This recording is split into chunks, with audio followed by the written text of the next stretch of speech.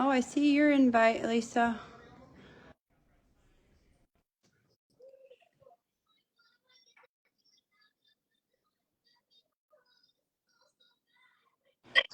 Okay. Hi.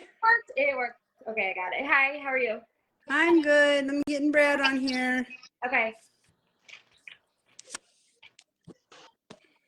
He is joining.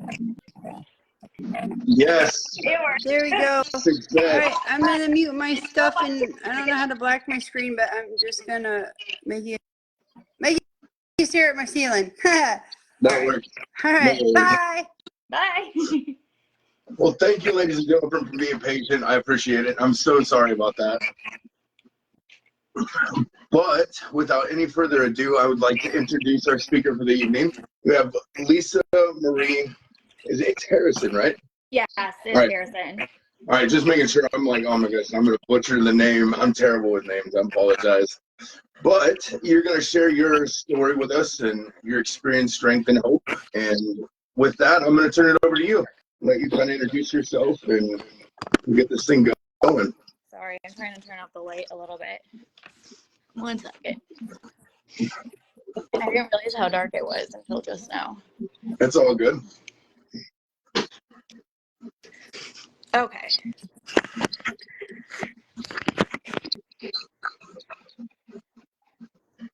Well, I wrote down some things so I didn't really get some things. My story is complex. You're really, really hard to hear.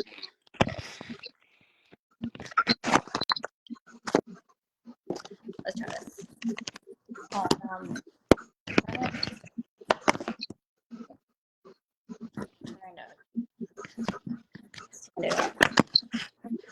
Is it good or no?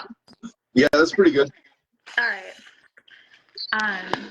So I guess we'll start. So when I was in high school, I wasn't the normal kid that gets in trouble.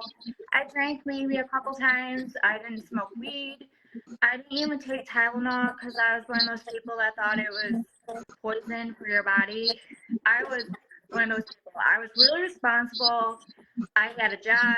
I was in cheerleading, a dance. I graduated with a 3.9 GPA. The only problem that my parents had with me was I had a boyfriend. And we met 8th grade, and we stayed together through all of high school. Wow. And then I got pregnant my senior year of high school. So Okay. we decided to get married, and we got married a couple weeks in high school and had my daughter a couple months later after that, and then had my son right away, and we were a happy little married family. We had a house, and he had a good job, and everything was perfect for a while. And then where it started, and I didn't know where it started at first until I went through some therapy, and this particular night was my first encounter with real anxiety. I had somebody very close to me call me up one night and try to commit suicide on the phone. He said he had his gun case out. He said he had the gun. He couldn't get the clips open, and I was saying anything to try and get him not to do it. Well, I had kids at home too, so I couldn't get in the car. I couldn't wake them up and drive over there. So I called some friends, and I was texting them while I was on the phone with them, and I said, get over there. So I talked to him as long as I could, and they ended up getting there, and he didn't do it. But that encounter kind of messed me up a little bit. So yeah, so after that, I would be texting him and calling him just to make sure he's okay every day. And it wasn't for maybe a year later that I had no idea what anxiety was. I kept saying to my husband at the time, I'm like, I can't breathe, and this like weird feeling. I kept explaining it to him, and then my daughter turned 3, and between 3 and 4, I started having flashbacks of I had an encounter when I was a child. I was about 4, and my grandpa died, and my mom had a funeral. Everybody went to the funeral, so they had the neighbor boy next door, he was about 18, come and babysit us while he sexually molested me. And it really didn't bother me growing up. I didn't really think much about it. It didn't impact my life until I had a daughter, and I kept picturing somebody doing that to her. So then, Wow. yeah, so I went to the doctor, and they prescribed Xanax. And so they gave it to me, and it was okay. I was just taking it when I had anxiety. It was okay for a while. And then I had medical issues. I had 11 surgeries in 18 months. And it was a lot. It was a lot. Not only was it in and out of the hospital and recovering and having to have people do things for me. I'm really strong-willed. I don't like asking for help, so that was hard. But my husband at the time, we started having issues. He wasn't there for me, helping me with the kids the way he should, and we started having issues there. So our relationship was a little rocky at that time.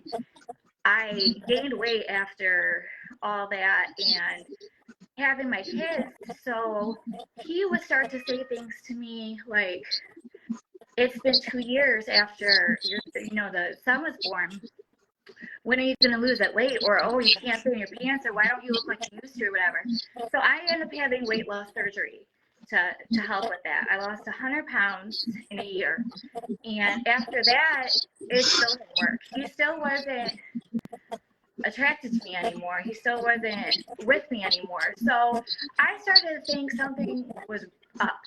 And then I started noticing he had like a lock on his phone all of a sudden. He started like changing it. So I knew right away something was up. So so I confronted him, and he admitted to talking to a girl that we went to high school with.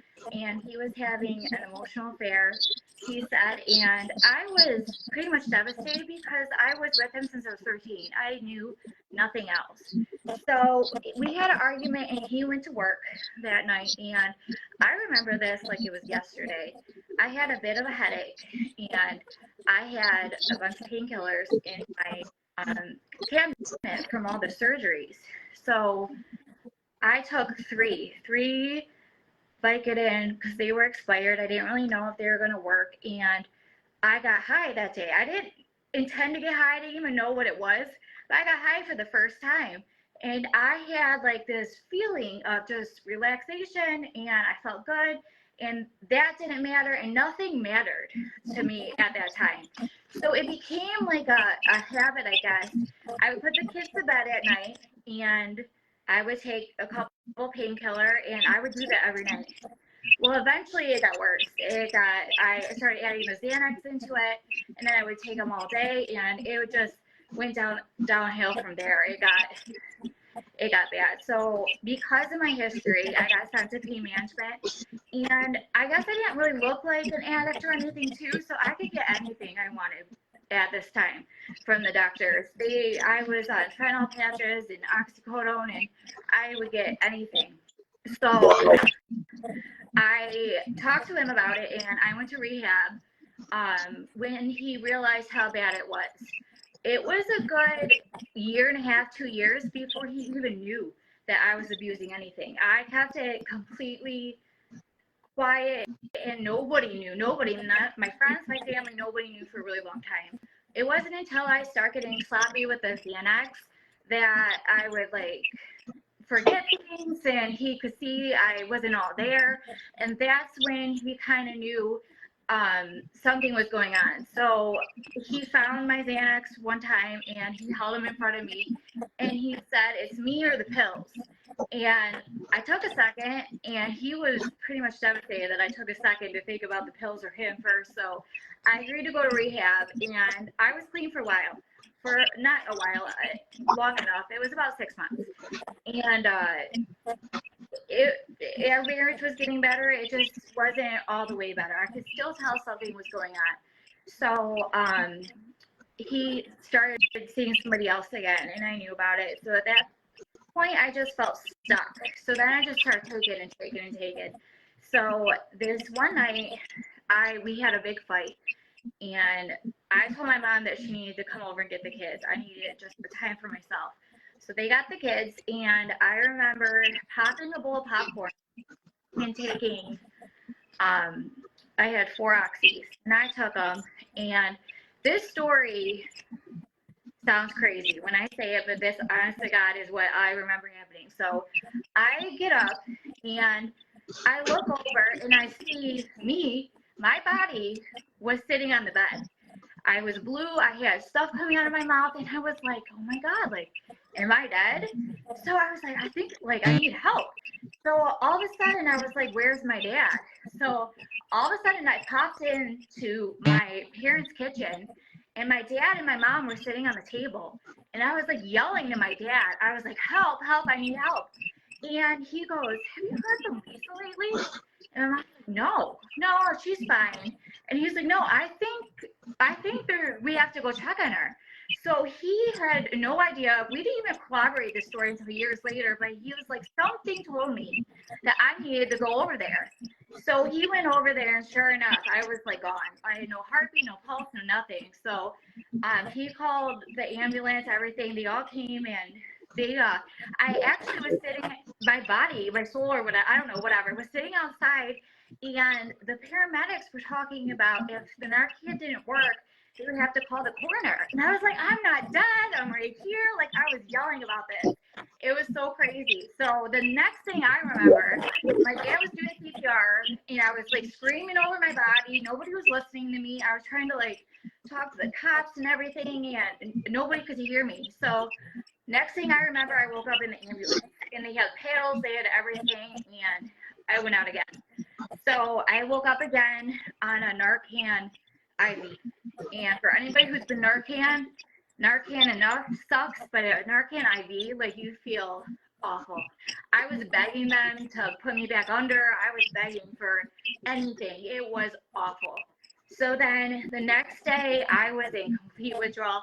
It was awful. And they had me in ICU and then moved me down to the next floor. And all I knew was I needed to feel better. So I left the hospital, AMA. I had the shirt like half cut off of me. It was all like tied. I had to like tie it up because they cut it off with the ambulance. And I went back home and I got the pills. And that happened like that for a while. And I was trying to get better. We were trying to work on our marriage until we were on a family vacation, and my husband was in the shower and his phone rang. So I answered it, and it was this girl that he talked about all the time at work. And she told me that they've been seeing each other for a year. So at this time, the thing about our marriage was, it was very like perfect on the outside. I had a 2-carat diamond ring. I had new cars every 2 years. We had a nice house. My daughter was in dance. My son was in hockey. All of our friends and family, nobody knew anything was happening. And then he started getting abusive because we were stuck together. It got so bad that he went to jail for assault and battery and against me. And then the next day, there were people asking questions. So I went into court and I said, no, it was just a mistake. It was just a mistake, just to save his face and save our marriage. And so I don't look like the idiot. Me and what I thought just me and him were the only people that knew. Actually, now my kids are teenagers and they remember things, seeing things and stuff happen. Like a cop put my son to bed that night when he got arrested. They were taking pictures of my bruises and the blood and everything. And he was like 4, and he remembers the cop putting him back to bed during the chaos. So they remember all this, but us 4 were the only people that kind of knew what was going on. So I kept it that way, and I was just not happy, and I was just taking the pills just to get through the day for a while until we decided to work on our marriage. It was like 6 months, it was going good, and we went out to lunch. It was fine. Came back, and there was a cop in my driveway, and he was serving me with divorce papers. And he said, he didn't want to do it anymore. So, I mean, it was what it was. So during that time, he What an emotional yo-yo. yeah, Like, yeah. you're working on your marriage, and like all of a sudden you come home from lunch date and you have being served papers. That's devastating. Yeah, it was. Wow. So after that, it gets worse. So 2 weeks after the divorce papers were served to me, I didn't even have a lawyer yet. There was a court date. I didn't even know what it was for. So I went to court. He was trying to kick me out of the house. But the kicker is that my parents paid for half of the house. So I go, Your Honor, he's trying to kick me out of the house that my parents paid for. So he ordered me to stay in the house until we can, split up the divorce, whatever. So we lived together for about a month. Well, he was acting weird. And one day he woke me up and he said, You look stressed. Have some Xanax. Have your Xanax. So he gave it to me, and it was really weird because our whole marriage, when he knew I was doing the pills, he would say, You're allowed 8 a day. I don't care if you take all 8 of them when I leave for work, but I'm giving you 8, and then he would take the rest or he'd hide them or whatever. So the fact that he gave them to me was already weird, but I just took it anyway. So a couple hours later, he gave me another one, and then he gave me another one. And then if you're on benzos, you forget shit all the time. So I really don't know how much I took that day. All I remember of this night was I was arguing with him because he said, You got to go get pizza for the kids. And I said, I don't think I can drive. Like, I was like, I've been stressed all day. I took Xanax, I took this. And he said, I don't think I can drive. And he goes, Oh, you're a bad mom. You're not going to get the kids food, blah, blah, blah, blah. So he made me go and get the kids food. Well, I got in a car accident that night. And I remember very vaguely being at the hospital. I woke up the next day, and he was like, You crashed your car because you're a junkie, blah, blah, blah, blah, blah.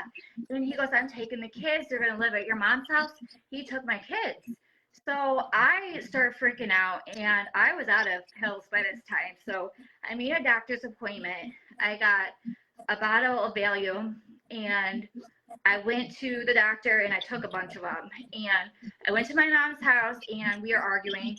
And he was antagonizing me, saying, Throw this at me, do this. And I was just pissed off at the time, too. So I finally threw something toward him, not even at him. And I sat down at the porch. I didn't know what to do. And then all of a sudden, the cops come up. And they were like, Oh, are you Miss Hopkins? I was Hopkins at the time. They're like, Are you Miss Hopkins? And I was like, Yeah. And they go, Well, somebody calls saying that you're manic and throwing things and whatever, so we got to take you in. So I got arrested for domestic violence. That was my first time in jail. And I was on the Xanax and Valium and Oxys and fentanyl patches and stuff. So I was withdrawing bad. Like, I remember going in the cop car, and then I woke up the next day in the psych ward of jail. I vaguely remember even getting arrested, so I had no idea where I was. I just saw crazy people, and I was locked in a cell, naked. Like, I had no idea what was going on. So I tapped on the door, and I was like, Where am I? And they were like, Jail. You're actually in the psych ward of jail. And I had no idea what I said or did to end up there. So I started withdrawing bad. And I remember, apparently I was seizing. And I remember my bunkie at the time, she was like knocking on the door. I finally came out of a seizure, and she goes, I think my bunkie just had a seizure. What do I do? And he goes, Tell her to don't do drugs next time. And I was like, Oh my God. So I finally got my arraignment. And they said they're mandating me in the jail until I can go to rehab. So I spent 7 days withdrawing on the jail floor. It was awful. It was awful. So I went to rehab, and I did good. I stayed there a little bit longer than I should have, and then I got back and I went to court for the domestic violence, and my ex-husband stood up and he said, I don't care what charges she gets. I just want a condition that she can't go back to the house. So that's when I knew this whole thing was a whole setup, that's why he did everything just so I don't go back to the house. So that's when I knew, like, it's over. He's crazy. I don't need all of it. It's done. I'm over. You know, it's over. So I got put on probation, and I just decided just to work on myself. So I moved in with my mom for a bit. I got a job as a paralegal. I was doing really good. I got a house, and I rented a house for me and my kids. I was making pretty good money, so I got a Camaro convertible, and I was doing really, really good. And I got a year and a half of probation. I did good, and I completed it. And I was doing really, really good, but I wasn't doing anything else besides just not doing drugs. Right. I wasn't doing the NA program. I wasn't counseling. I wasn't anything. So I started cleaning houses for extra money, and it was like the second time I went into this house, and she told me to straighten up like her little vanity area.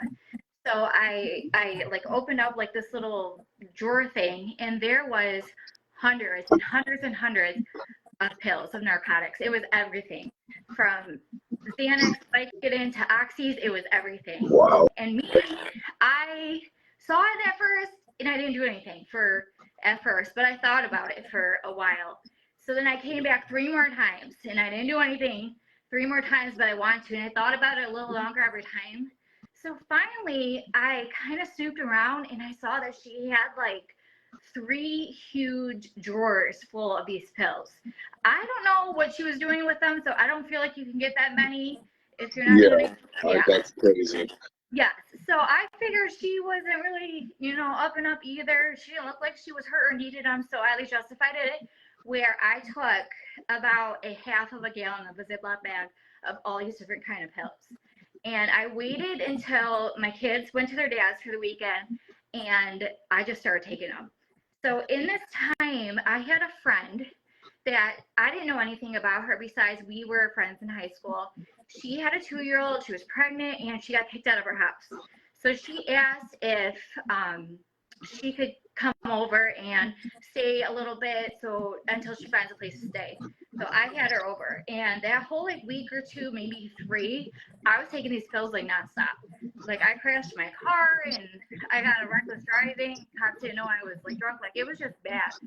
So these pills didn't last very long. It was like a huge bender of all day not remembering anything. So they finally moved in, and I didn't really know anything about their story or anything. All they knew is I was withdrawing, and they came and they said, I have something for you. I asked if they knew where to get pills. They didn't. And then he showed me heroin. That was the first time I've seen heroin or any drug or anything before. And it was funny because when I went to rehab, I kind of didn't talk to the people that did IV drugs. I thought I was better than them because my pills came from the pharmacy. They didn't know what their pills were. They shut up. I didn't. I don't know. I thought I was better than them. So I thought about it for a second, and I was just feeling so bad that I just took it. So by that time, I was already used to just being high all day. It just turned into a full-blown like thing after that. So he taught me to go down to Detroit and where to go and this and that. And it started kind of from there. So then I got a job in Detroit too. And sorry, I want to make sure I'm not like forgetting anything. Okay. Yeah, so I got a job in Detroit too, and at that time, my boss was trying to hide some money from the courts during his divorce. So he had me put a Square app in my account. So when we got paid, it was a boat storage and repair shop. When he got paid for repairs, I had thousands going into my account at one time. So he didn't care what I did with it. So by that time, I was up to like $100 a day in dope, and then I started smoking crack too.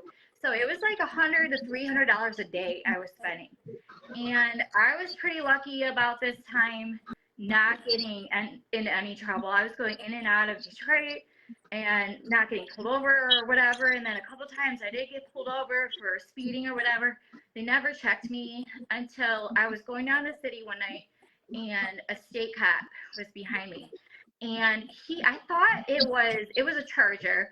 I didn't even think about a state cop or whatever. That's just what they had. And I thought a lot of people raced me at the time. Like we were just, whatever. So I thought he wanted to race me. So I was like 75 and then I went up to 80 and then he pulled behind me, pulled me over. So we were sitting there and he asked where I was going and I said home. Well, I wasn't in the right direction for going home. So he was immediately suspicious. At that time, I've never gotten my car searched before and he asked me like 10 times if I had anything on me. And I don't know why, but I lied. I lied. And I said, no, you're not going to find anything. Well, he opens my door, he goes into my purse and then stabs himself with my used needle. And he was sitting like this and he was like, it was stuck in his hand, like all the way in his hand. So Oh my gosh. like, I immediately got thrown against the car and handcuffed and everything. So I was like, I'm going to jail. Like that's it. That's what's happening. So he sat me in the front seat and he didn't go anywhere at first. And like once the female cop came and searched me and everything, he said where we were going and he said, I want to ask you something. And he was like, I know where you live. I have somebody that lives there. He's like, you drive a nice car. You don't look like a bad addict. He goes, what happened to you? Like, why all this? So I kind of told him like a little bit, and he ended up did not arrest me that day. He brought me to the station. He took my money and he did impound my car and he said, call an Uber home or a taxi or whatever, go home, don't go down the city. And I didn't go home that day, but that was like my one free pass. So I kept pressing my luck. So I went down a couple weeks later and my car ended up getting stolen in Detroit. And it was stupid the night it happened because it got stolen and I was walking to the dope guy's house because I was like, I gotta have somebody pick me up from here. Well, this kid came up to me and he was like, oh, I need to call my mom. She needs a ride or whatever. He goes, can I use your phone? I was like, all right. So I gave him my phone and he runs away with my phone. So now my car and my phone got stolen in one night. So that whole week, it was like a week or two later, I had to take the bus down to Detroit and I was busing and walking. Well, I was going home one night. It was about 10 o'clock at night and I was trying to make it to the bus before it stopped. And this guy came up to me, this black guy, and he said, how much? He thought it was like a trick. And I was like, I'm not for sale. I don't do that. And he goes, you do if I say you are. I do if I say you do. And he tries to pull me, and I pull away from it, and then he pulls me again. So then he slaps me across the face, and he said, I said, you'll do it if I say you're going to do it. And I was like, what the fuck? So, like, I fall down on the ground, and all I remember was trying to kick him in the neck. And he got pissed at that point, and then all of a sudden I saw a gun right in my face. And I didn't say anything, I didn't move. And the next thing I remember was he hit me in the side of the head, and I got dragged to this house. I was like in and out of consciousness, and I was getting dragged to this house. It was like in the middle of the night. When I woke up in the basement, and I was zip tied to a pole.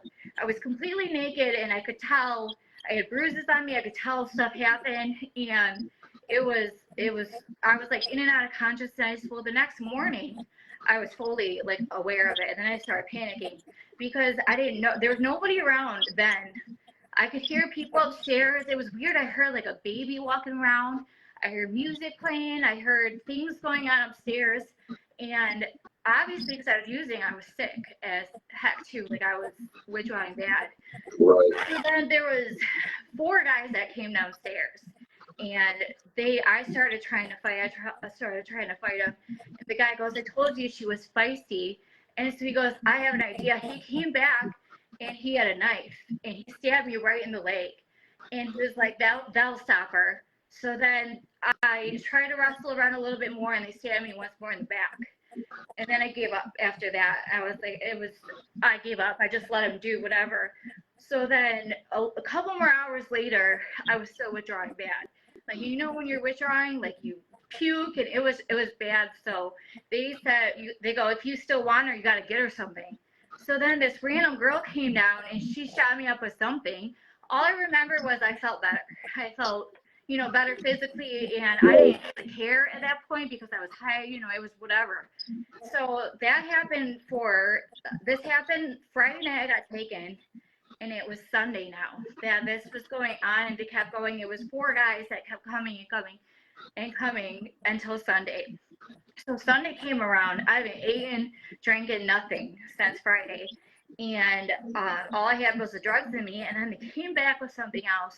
And it was pure white. I could tell it was fentanyl right away. And she had a pretty big amount. So I didn't know if they planned on killing me at that time. I didn't know, whatever. I just wanted it to be done. So I just let her do it. She shot me up in my neck. I didn't care. And I just faded out after that. So I remember getting woken up by the police and the ambulance.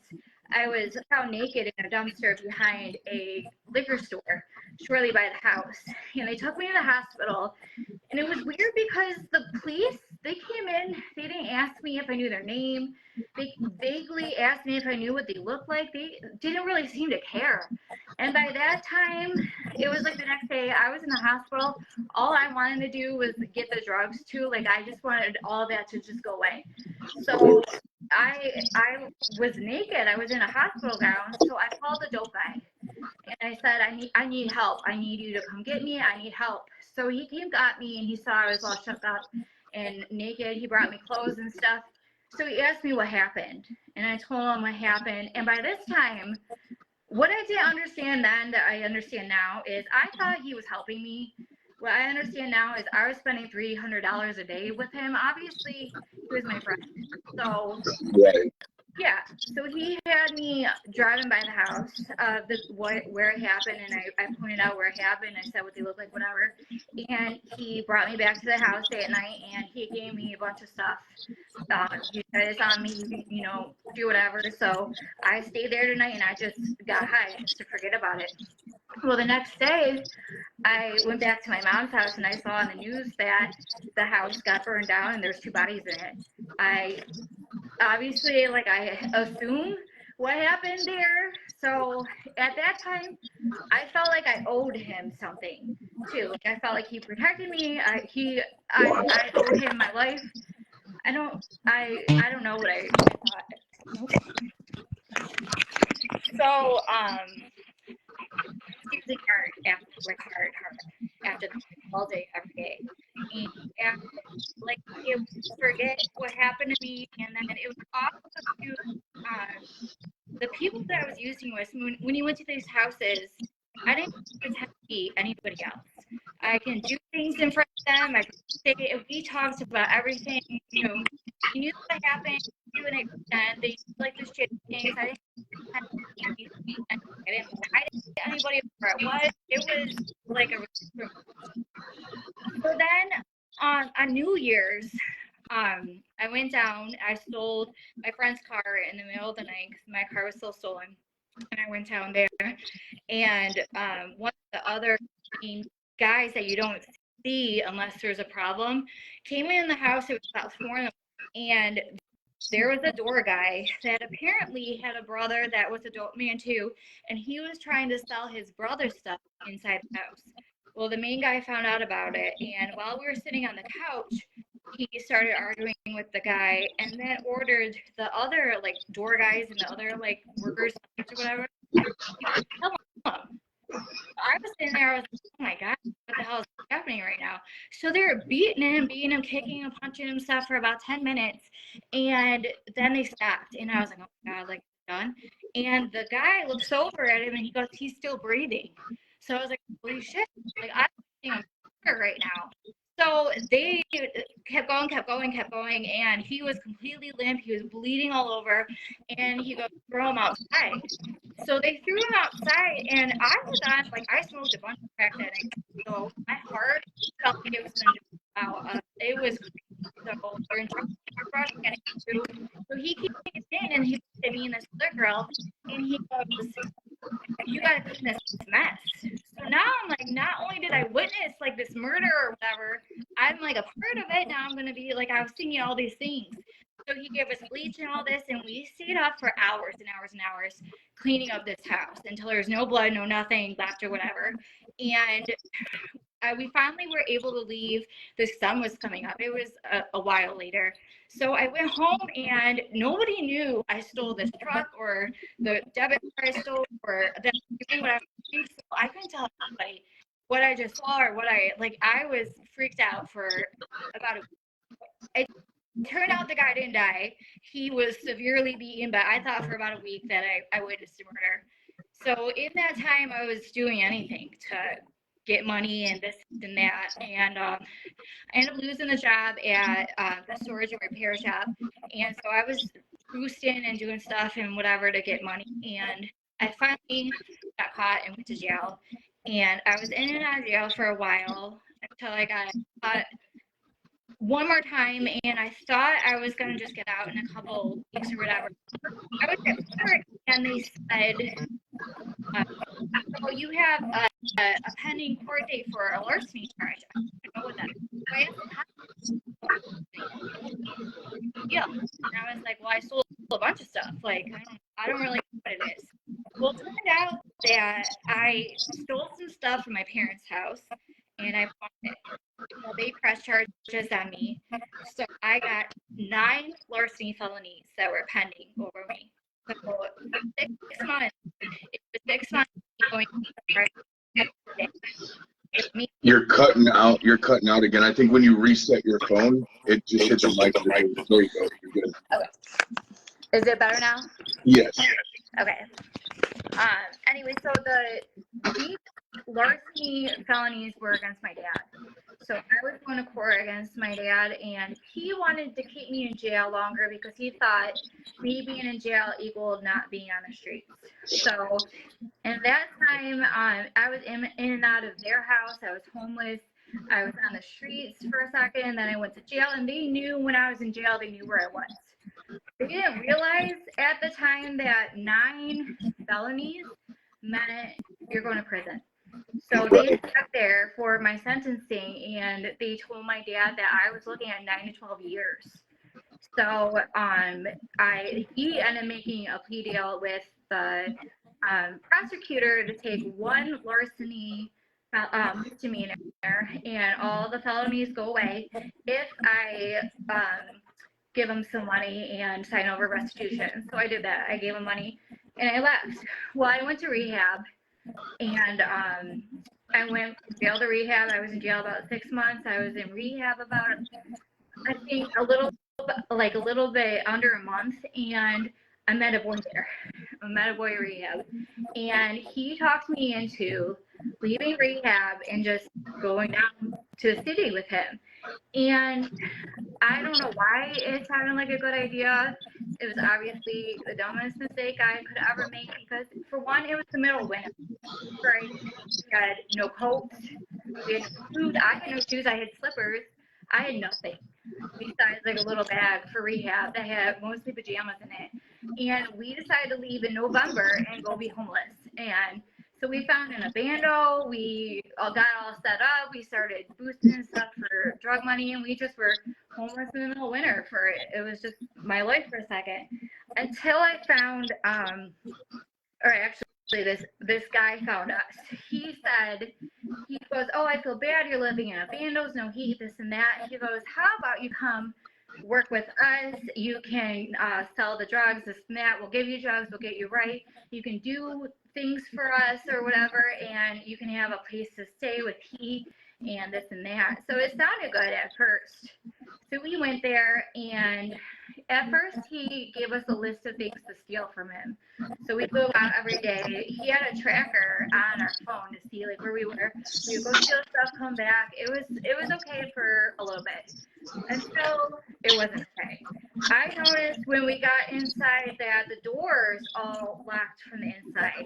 And there was one guy that had the key, and he had a gun. You couldn't like go escape if you wanted to or leave, or it was not at your own free will. So once like I kind of knew that it was like a bad thing, but it started getting worse.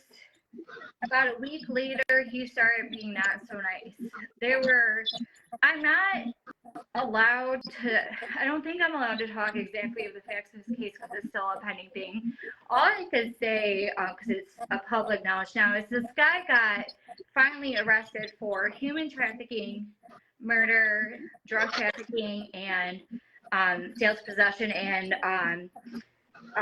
assault with a deadly weapon. So all this happened while I was there. There were me and another girl that were being in and out of this house. It was so Christmas Eve comes around and I was allowed to leave so I can go boost some stuff. Well, I went and I called my mom. And I said, can I come home for Christmas, please? I haven't had a real meal in over a month. And this and that. It was cold. I didn't want to be there anymore. I just asked her, can I come home? And she said no. She said that I was not allowed home. So I went back there that night, and he had somebody there that he wanted me to sleep with. And this guy was scary to say. Like, he wasn't making me uncomfortable. He had a gun that was like right on his hip. He was huge. He was just, I was not like comfortable with this at all. So I went in the bathroom and I said, just give me a minute. Well, I tried to crawl out the bathroom and he followed me. When I crawled out, he hopped out with me, and I went like halfway down the street and he came after me and he just started beating on me. And there were people driving by and they would just keep driving. Like, they were people that saw this happen. So I ended up having my kneecap shattered, and on the other foot, I got my ankle broken.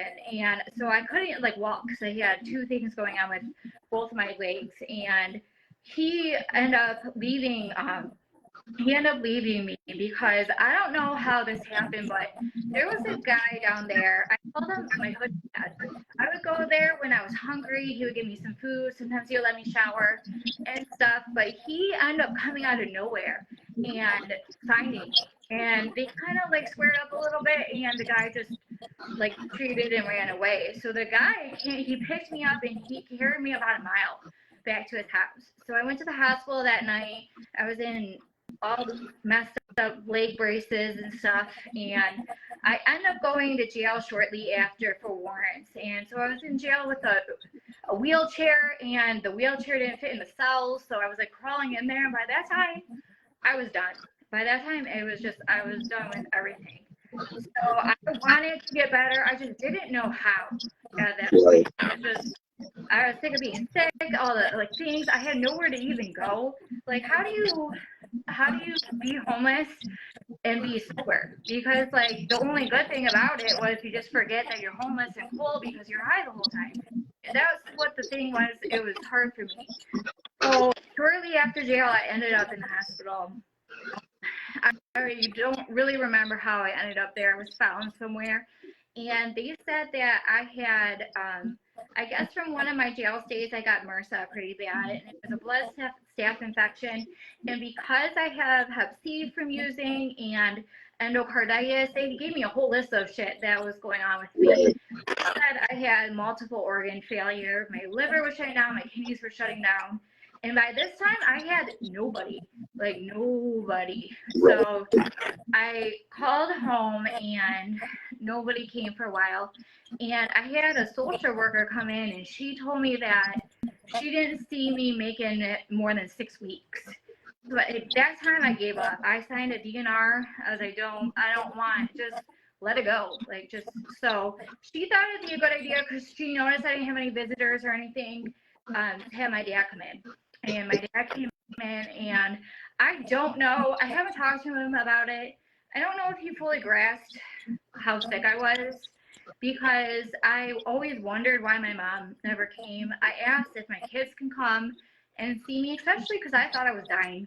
I like literally thought this was it. And I expected to see my mom or somebody, and just my dad came. So at that time, I felt like I had nobody, like nobody. So I ended up getting better in the hospital. The meds worked, the antibiotics, everything.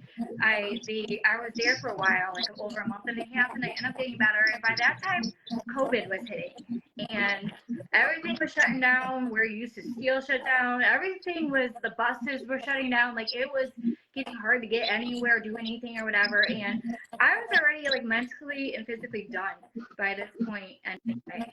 So I was working a little bit as a construction person, just making extra money here and there on the side. And somebody I worked with said, I asked him if he could bring me to rehab that day. And the rehab ended up shutting down because of COVID. Right. Now, like I'm stuck. So he was like, just come home with me. I'm not gonna put you on the street. Like he had no idea who I was. He knew I was in jail, but I was doing stuff. Well, he told me to come home with him. Essentially, like long story short, he helped me. I was withdrawing bad. He helped me like get on my feet and get everything. And he was there for me when nobody else was. Like he had no idea who I was, anything. And he helped me, and so he helped me through the withdrawals and everything I was going through. And I started to get better and better. And I was trying to take Suboxone at the time. I was taking little benzos, like trying to like get used to withdrawal. And then him and I started falling in love. We started getting together, and I ended up getting pregnant. And I went on methadone to stop all that and everything. And they had me on methadone, and I went to jail one more time for driving on a suspended license. It wasn't a big deal, but by that time I was on the methadone and I was like ready to get clean. So I stayed in jail pregnant for a month, and then I went to rehab after as a part of like the sentence or whatever. And I actually like worked at that rehab. Like I actually was like working on what I was doing and what I wanted to do and everything. So after that, I stayed on the methadone when I had my daughter. And she came out fine. She had no withdrawals or anything, and we ended up getting married.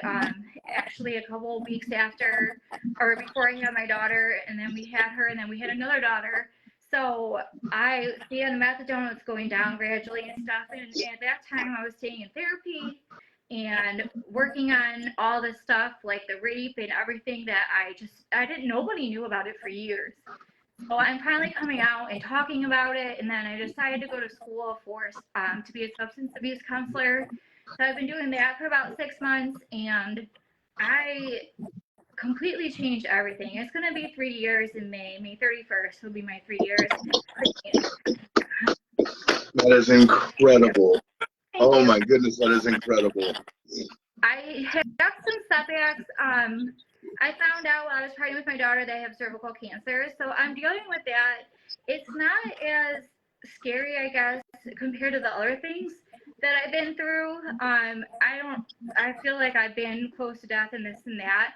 So, I mean, it's stage 2. They're trying to treat it. I've had surgeries. I have this and that. I'm dealing with that right now. And then I still have the Hep C. I still have liver and kidney issues because of it. I still have felonies. So I have things that are going to last my whole life that are going to come. And that was the thing why I chose to be a substance abuse counselor, because with my history, and I have 12 misdemeanors and 2 felonies. I was charged with 2 crimes altogether. There's nobody. The dollar store didn't even want me.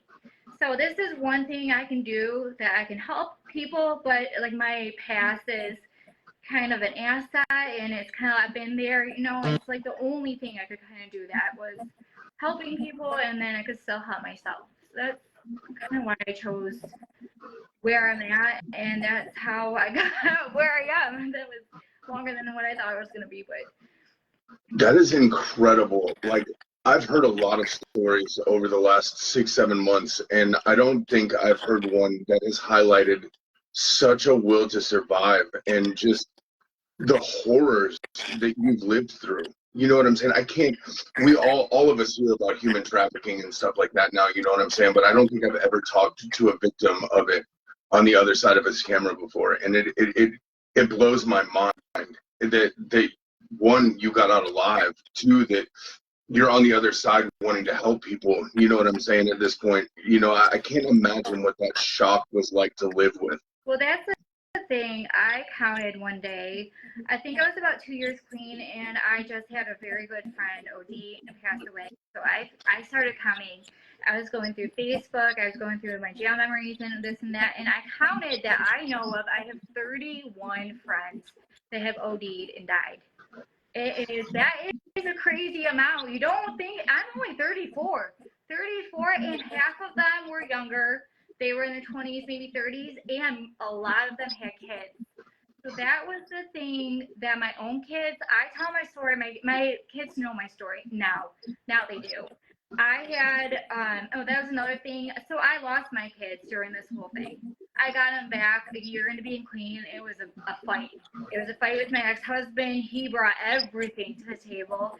And I had, at the time, I think, 114 negative drug tests that I slapped right in front of his face. Wow. And I took them randomly every week for over a year. And I slapped him right in his face and I said, I'm doing good. And I still, to this day, I still take drug tests and stuff and send it to his lawyer. And I just do it just to prove myself. So he can't say stuff, he can't, and it's just a big F you to him. Absolutely. Yeah, so after I lost my kids during the addiction, I had no more, I didn't want to live or anything after that. So getting them back, they're teenagers now. So my fear of them going down the path that I did, especially with the fentanyl and the weed and this and that, I am scared to death of that. So we talk very openly about my history, and I was upfront with my daughter about everything. She was the first one that I told about what happened to me and the rape and sexual assault. And it was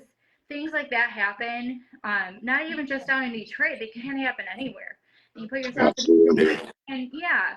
So that's just, I got them back, and that's all that matters to me now is I have 2 more babies, and then I have my kids back, and I don't ever think about anything to go back to jeopardizing this life now.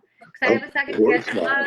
Yeah, I have a second chance at love and my kids and happiness finally. So that's, people ask, like, they're like, I'm struggling, this and that. Are you struggling? Do you think about it? And I really don't. I still go to therapy once a month. I still talk about my stuff all the time. I'm just now becoming opening with it, opening up and telling people I just recovered out loud on Facebook a couple months ago for the first time. But it's important to me as my healing to talk about it and kind of express why I was doing the things I was doing. Absolutely. And I mean, I know, I'm not taking any credit for this at all tonight, but I know being able to sit here with me tonight and just talk about this and kind of process everything again in a safe environment, knowing that your story is legitimately a survival guide for so many, both men and women, that are victims of such a brutal lifestyle, it has to be somewhat relieving. You know what I'm saying? Like, the fact that you carried this burden around for so long and didn't talk on it. You know what I'm saying? Like, I can't even, that had to have pushed you right back to the drugs almost every time, just to run away from that. It was weird too because I didn't really remember, I didn't want to remember any details of being in that basement until I was in jail.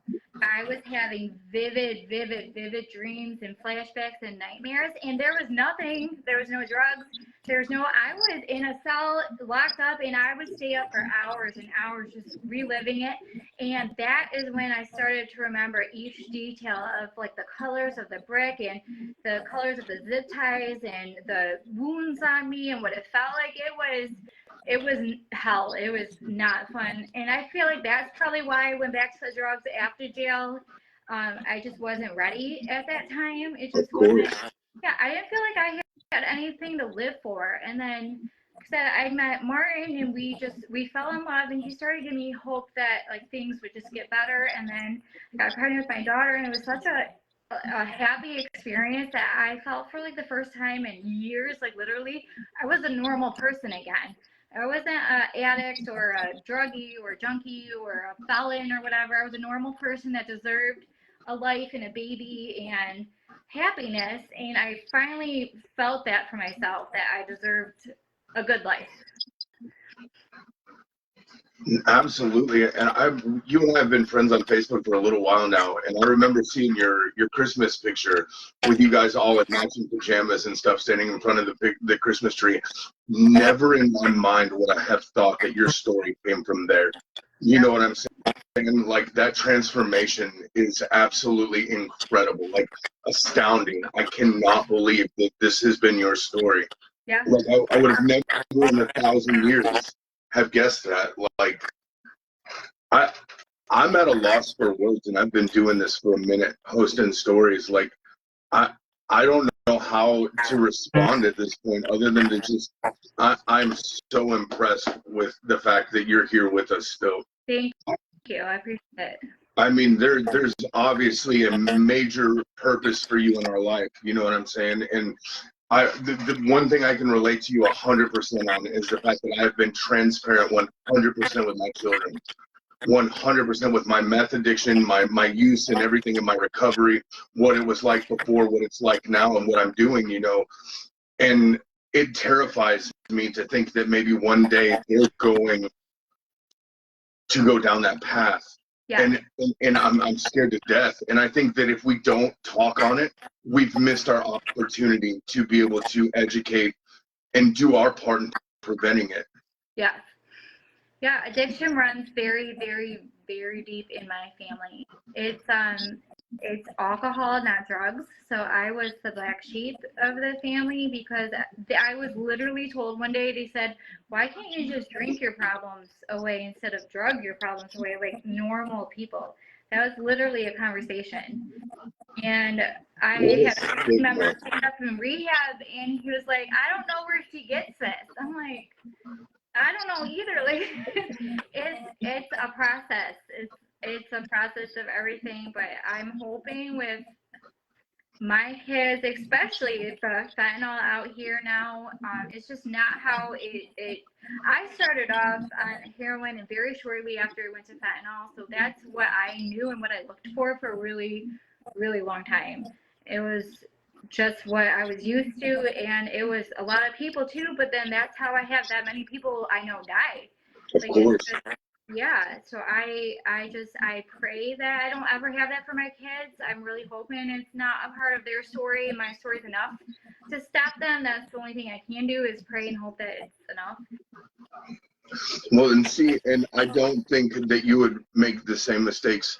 No offense to your mom, and I can't imagine how hard it was on her. Yeah. But I can't imagine ever turning my back on my children going through this. That's the thing I still struggle with. So I was homeless, and the reason why some of that stuff happened to me was because I was homeless.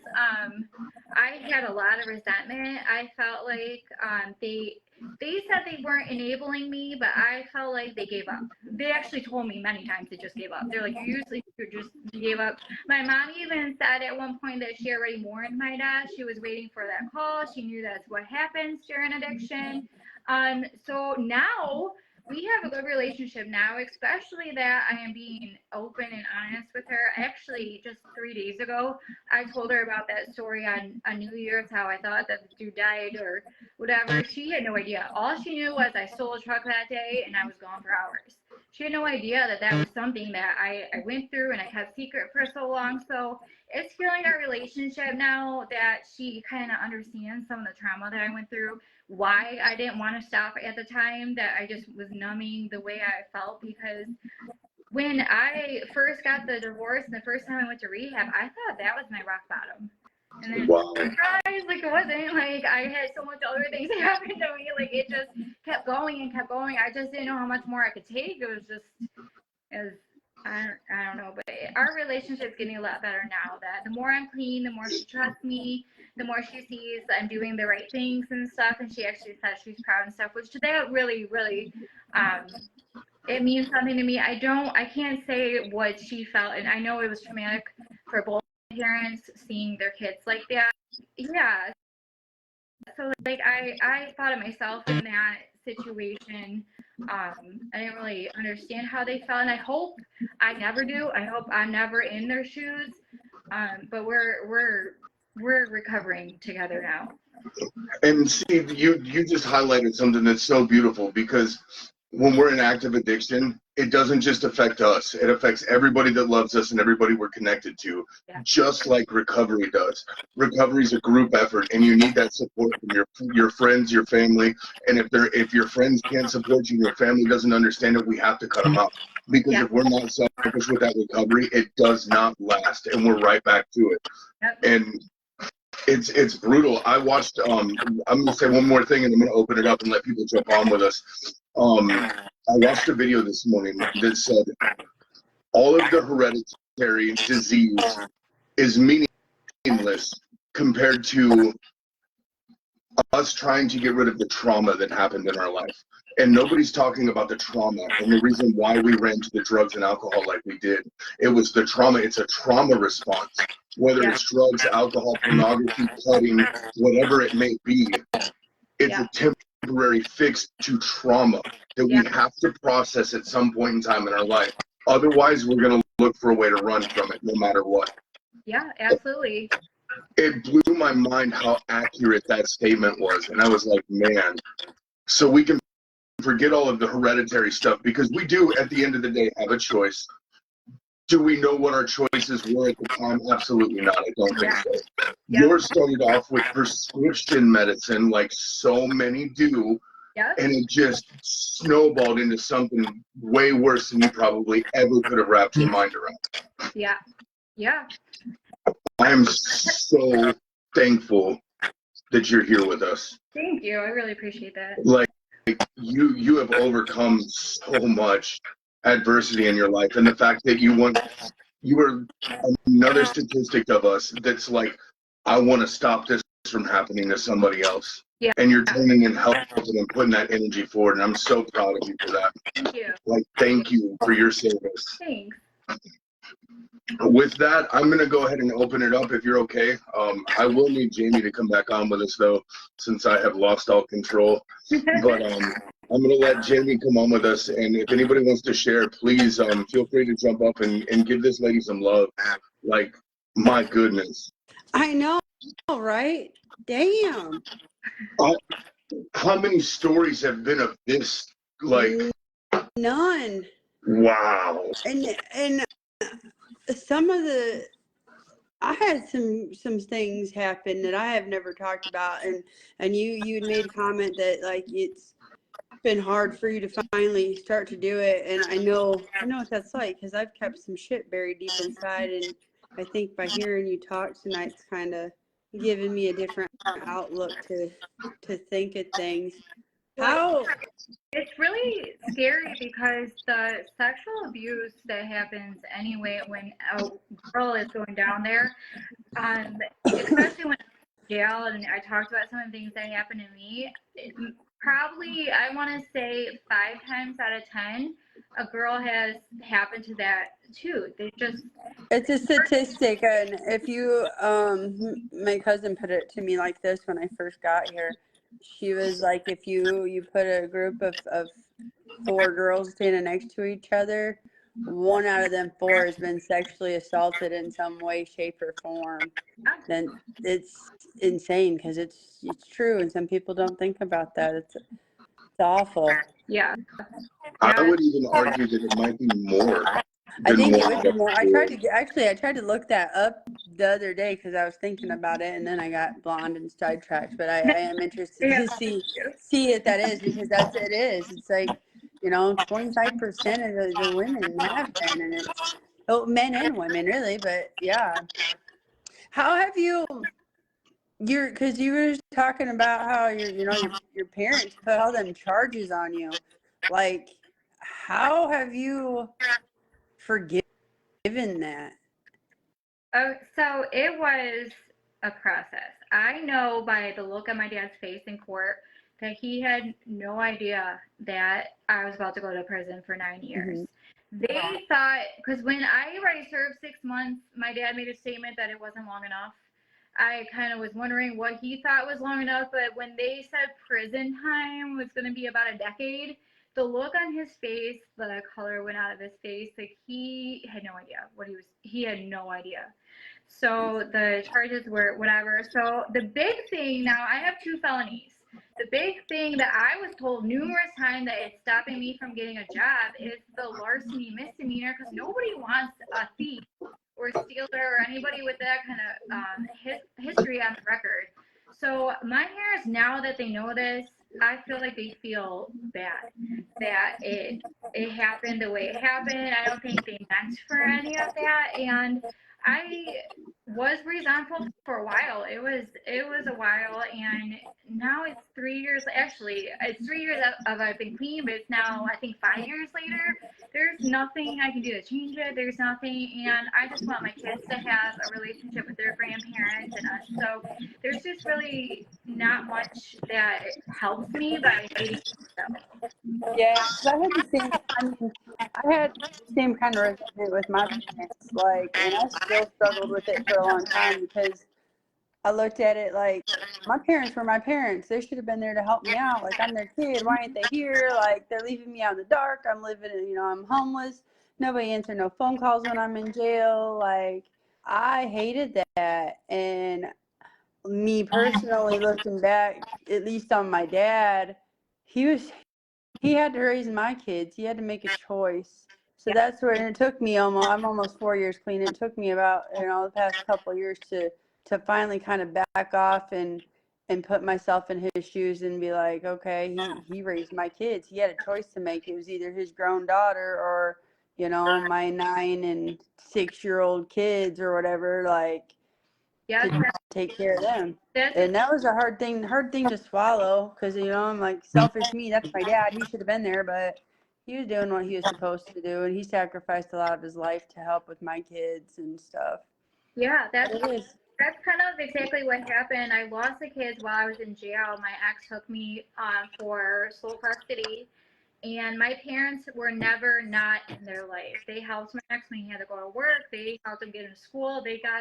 So that, and they were over there when I was still homeless and everything. I didn't like that when I was like a missing person for a while. They told my kids that your mom's missing. So they were, I think, maybe 8 and 9 at the time. So all they knew was my mom's a missing person and police are looking for her and stuff. So that stuff I feel like they didn't have to deal with, and a lot could have been sheltered for them at that time. But they, like you said, they did help get them where they needed to be, and they kept them safe. So that's really all I can ask for. Yeah, I was super pissed. One of the times I was in jail and I had sat my ass down for a while in jail, my dad actually showed up to my court hearing and he brought my kids. And my kids seen me in shackles and everything, sitting in the courtroom. And I was so upset that he brought them to see me like that. And I turned around and looked at him before the judge walked in. And I said, this is what happens when you don't follow the rules. I just turned it into a life lesson the best I could. But yeah, it's angry. I'm so proud of you. Like, you're just like an amazing person. Like, you are here for a reason. You do get that, right? I do. If you don't get it, I'll have to like beat it into you or something, because you really are. Like, you are truly an amazing person. I can't imagine. Like, I've gone through some shit. We all have, but man, you're resilient and doing it, and a great person. Thank you. Did we have any requests to come in? I haven't seen anything. Sir, there hasn't been.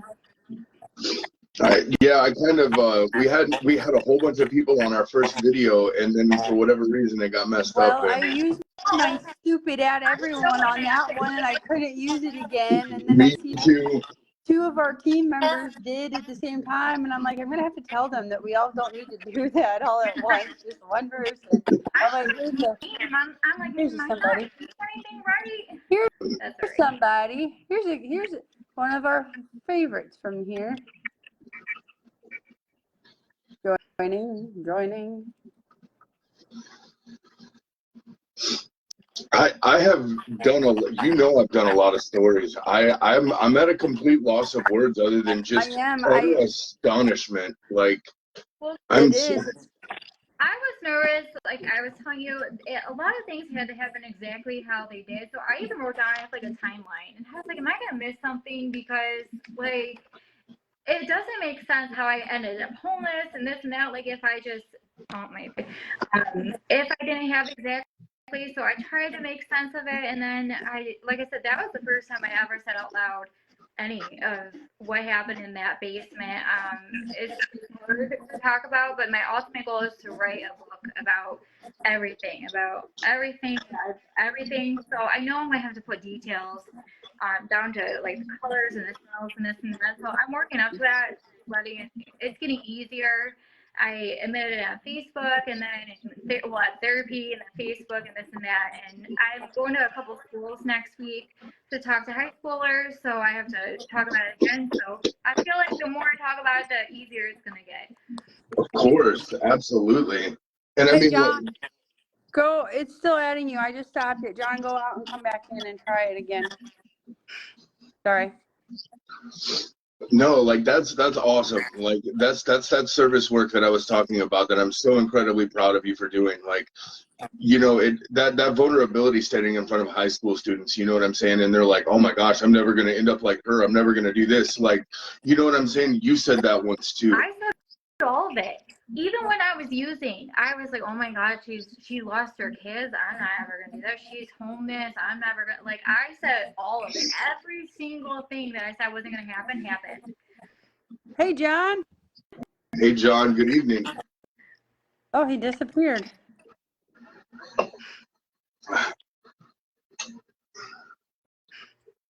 I think John's like coming up on 30 days. He is definitely. It's He's getting not close. 30 days today. I think he will be in the next tomorrow. Mama said tomorrow he'll be 30 days. Yay! I know, it's so exciting. Jamie, when's your 4-year anniversary? May 26th. My 4-year will be August 1st. Okay. And you're getting ready to go into your 4th year, right? The third is Your May. 3rd year. Yeah. That's so awesome. Oh, that's so awesome. That's awesome. I technically say it was the day I went to jail because I was having contractions in jail and they gave me Tylenol 3. I didn't know jails carried narcotics, that stuff, but they gave it to me. I took it anyway, so that is why my clean day is a little bit after when I officially started getting clean. That's the last time I took anything like that, so that's why I put Memorial Day. It's easy to remember too. No. Yep, there you go. Memorial Day of all days. Like, if you think about that, like the significance there, that's amazing too. Oh, wow. Well, I don't know what it did to John, but I do not have any more requests in here. Okay. Lisa, if I could encourage you to just continue to be a loud voice in our group, I would be so honored for you to just continue to just reach out and help people, you know what I'm saying, and tell your story over and over and over again. The more you share it, the more people get consoled, they feel comfortable, they have that breakthrough that, hey, somebody else went through this with me. Yep. I'm going on 4 years, and man, I learned a lot from your story that helped me with my own stuff. Well, good. Yeah. So the universe, man, it all happened for a reason. It all happened for a reason that we all are here tonight. It does help. Exactly. Yeah, it does help knowing somebody else is doing it and been through it too. Because a lot of people that I know that still have kind of the same past, especially there was a girl in the house with me that was human trafficked too. She's still using. We were in jail together actually about a year after that, and I thought she was going to do good, and she went back out. So now I know that she was right there with me for some of that. You know, I know it's hard. So seeing other people that have the same thing happen and they got through it and lived on too, that's good to hear for me. Evelyn said she's going to be 3 years, February 7th. Yay! Yay, that's right around the corner. I know, right? So awesome. That is incredible. Well, is there anything else you want to say for us tonight? Before we close this down, is there anything that you want to say to maybe the newcomers, some inspiration? just one day at a time. There was a lot of, no, not even one day at a time. When I first got clean, it was a lot of 1 minute at a time, especially where the guy that took me in, my now husband, when I first left here, I am 3 miles away from Detroit. So that made it a lot harder than when I lived at my mom's house. I was about 45 minutes away from the city. I had to walk like 6 miles and take a bus like 7 miles that way. It was a process getting down there. So if I wanted to, I can just go right there. It's like, you know, a 10-minute little drive. But so it was a lot, especially during withdrawal, like 1 minute at a time. Or actually what I learned at being a substance abuse counselor in school is tell somebody to do 10 minutes. Can you make it 10 minutes? Just distract yourself for 10 minutes. After that, see if you can do it 30 minutes, and then an hour, and then say 5 o'clock. Distract yourself, don't do drugs, don't, you know, whatever, and try to make it out to that 24 hours and 48, and have like little goals, and then celebrate the little goals. So the first 24 hours, the first, you know, that's what I did, and That's what I did too. yeah, it gets easier, and the more you celebrate it, and it's not like, oh, I can't do drugs, but you're like, I did it, I did it a day, in 2 days, you know, it gets easier. That was probably some of the most sound advice I think I've ever heard. That was amazing. I love it. I love it. Thank you. Thank you for giving me this opportunity. Yes, thank you for coming on here and sharing. You're amazing. Seriously, you are absolutely incredible tonight. Thank you. I appreciate it. Well, I definitely wish you the best, and I'm gonna definitely keep in contact with you. There's no doubt about that. Like, I feel like I know so much about you, like, and you're such an inspiration. You know what I'm saying? It's just amazing. Like, thank you for your vulnerability tonight and your willingness to just put it all out there. You know, like that's incredible. Thank you. Thank you for having me. I really appreciate it. Well, with that, ladies and gentlemen, I think we're going to go ahead and wrap it up. And this video will be posted for 30 days in our group. So pinned at the top with the rest of the other ones from the month. They're all pinned at the top of the page. So if you have friends or family or somebody that you want to come see your story, or if you want to rewatch it or whatever, it'll be up there for you. Okay, Is there a way for us or for her to share or to save this video? We have to ask Jeannie. I think she told us we could, but I can't remember how to do it, to be honest with you. I will have to ask her. I will look into that for you because I think you are interested in saving it, right? Okay, cool. Yes, I will definitely look into that and let you know as soon as we find out what to do and how to do it. Okay, thank you so much. Awesome. Thank you, Lisa. I appreciate it. Hugs. Bye. I'm so proud of you. Bye. Good night. Bye. Good night, everybody.